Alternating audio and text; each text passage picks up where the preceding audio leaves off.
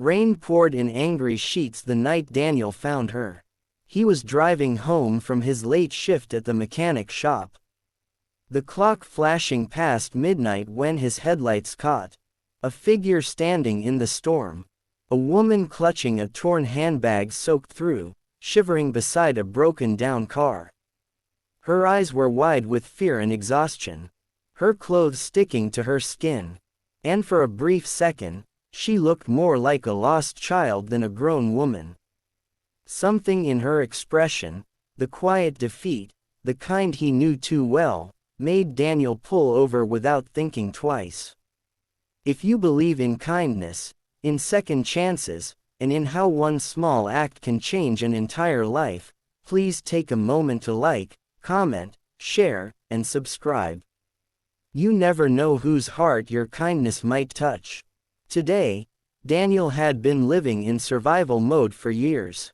A single dad raising his 7-year-old daughter, Lily, after his wife's sudden passing. Life had become a constant battle between bills, work, and keeping promises to a little girl who still asked why mommy couldn't come home. Every day, he pushed through with a tired smile, fixing engines by day and reading bedtime stories by night. He wasn't bitter. He was just tired. Tired, but grateful that at least Lily had never gone hungry, even if sometimes he had. That night, when he approached the woman stranded on the roadside, she flinched. Her voice trembled as she explained that her car had died and she didn't have her phone. She'd been trying to get home after a long hard day. Daniel didn't ask for details. He just offered her his jacket and brought her to his truck. She hesitated at first, as though afraid of trusting anyone. But something about his weary gentleness broke through her guard. Her name, she said, was Mia. She didn't say much else. Daniel towed her car to his shop, refusing to take any money until he found out what was wrong. By the time they arrived, Lily had fallen asleep in the back seat, her head resting on her favorite stuffed bunny. Mia watched Daniel carry his daughter gently inside their tiny apartment above the garage, the one that smelled faintly of motor oil and lavender detergent, and something in her expression softened. She hadn't expected kindness that night, especially not from someone who clearly didn't have much to spare.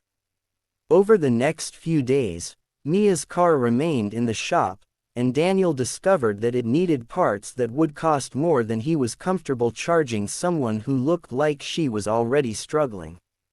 She offered to help out around the shop instead, cleaning tools, organizing shelves, and even helping Lily with her homework when Daniel was swamped.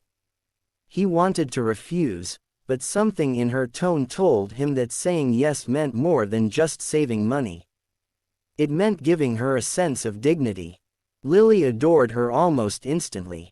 She called her Miss Mia and followed her around like a shadow together. They'd paint little rocks outside the shop or make sandwiches for lunch breaks.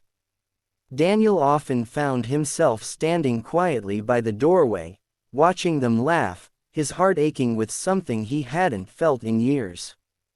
The fragile warmth of family life. But Daniel never asked too many questions about Mia's past. He knew what it was like to have chapters you didn't want to reread. Still, small details slipped through. The way she'd flinch at loud voices. The way her eyes went distant whenever she saw a luxury car pass by. There was pain there, the kind money couldn't fix. What Daniel didn't know, what he couldn't possibly know, was that Mia wasn't just a woman who had fallen on hard times. She was the CEO of a major company. A woman who had grown tired of fake smiles, selfish motives, and shallow acts of kindness. After a betrayal by someone she'd trusted deeply in her corporate world, she had decided to test what true kindness looked like, when no one knew her name or status, and Daniel was her test. Weeks passed, their connection deepened. Though Daniel never crossed a line, he respected her space, admired her resilience, and treated her like a person, not a project, not a burden. When he fixed her car, he refused payment again, saying quietly, "You've done enough." Sometimes people just need someone to be kind without expecting anything back. It was the same phrase his late wife used to say. And when he spoke it, Mia's eyes shimmered. For the first time in years, she felt seen not as a CEO, not as someone powerful, but as a human being, flawed, tired, and yearning for warmth. One evening, when the sun melted into shades of gold behind the old garage, Lily sat on Mia's lap, showing her a drawing she'd made. It was of the three of them, Daniel, Lily, and Mia, standing under a bright blue sky, smiling. Underneath she had written, "My family." Mia's breath caught. That night, she cried quietly in her rented room.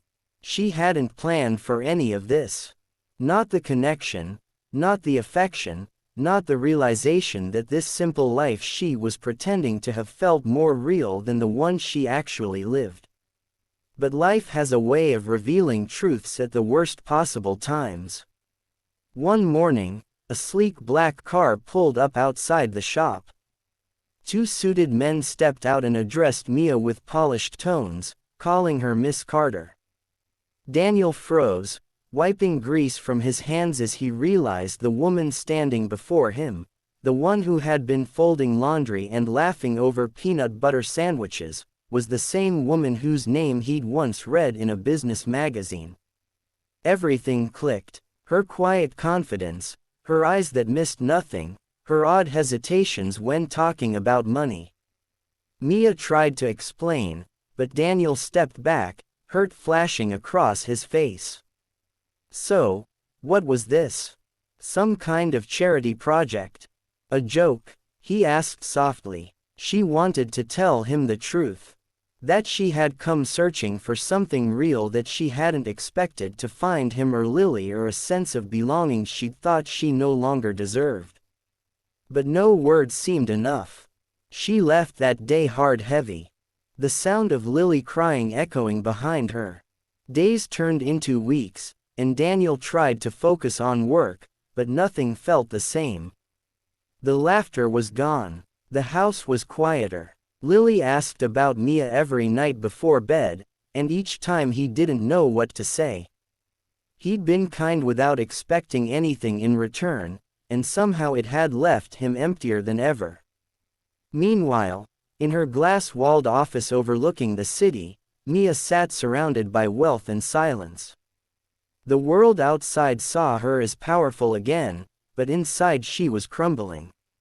She missed the grease-stained smell of the garage, the sound of Lily's giggles, Daniel's rough, honest hands and his tired but genuine smile. And then one day, she made a decision that stunned everyone in her company. She announced a new community initiative, funding small local businesses, especially those run by single parents. Her board was confused, but Mia only smiled. She knew exactly who had inspired her. Still, she couldn't shake the ache of what she'd lost. Months later, Daniel's shop received an anonymous grant enough to renovate the building, buy new tools, and expand his business. The letter enclosed simply read, "For kindness that expected nothing but gave everything." He didn't need to guess who it was from. Life began to stabilize again. Lily grew taller. Daniel smiled a little more, and though he told himself to move on, part of him still glanced at every car that pulled into the lot, hoping to see a familiar face step out. Then one crisp autumn afternoon, as golden leaves scattered across the ground, a car pulled up, not a sleek luxury one this time, but a modest silver sedan. Mia stepped out wearing jeans and a flannel shirt, her hair tied back. For a moment, neither spoke. The air between them felt like it held every word they hadn't said. She finally walked up and whispered, "You told me once that people just need someone to be kind without expecting anything back. You showed me what that really means." I'm sorry I lied. I needed to know if people still cared for the person, not the position. Daniel's voice cracked as he said, you didn't have to pretend to be broken for me to care. And then Lily came running out of the garage, screaming, Miss Mia. She wrapped her arms around Mia's waist, and that was it. The ice melted. Daniel's eyes softened, and he exhaled the pain he'd been holding for months. Mia stayed that evening for dinner. The small apartment was filled again with laughter and the warmth of something fragile, but real forgiveness. From that day on, Mia became a regular part of their lives again. Not as the CEO testing hearts, but as a woman who had finally found hers. She helped Daniel expand his business, though she never flaunted her wealth. Instead, she spent weekends helping Lily paint signs for Dad's garage. Her once manicured hands now happy to get dirty. The small family they formed wasn't perfect. There were arguments, misunderstandings, and days when the past still lingered. But there was also laughter, real healing laughter, and the quiet understanding that love doesn't always arrive how we expect it, but when it does, it changed everything. Mia had tested hearts to find truth. But in the end, she had been the one tested. And Daniel, the man who had nothing left to give, had given her exactly what she'd been missing, sincerity. If this story touched your heart, please take a moment to like, share, and subscribe. It helps more stories of hope and kindness reach others who might need them today. Before you go, I'd love for you to comment below. Do you believe that love can find you even when you're not looking for it? Because sometimes the greatest stories begin not with wealth or plans or perfection, but with one simple act of kindness on a rainy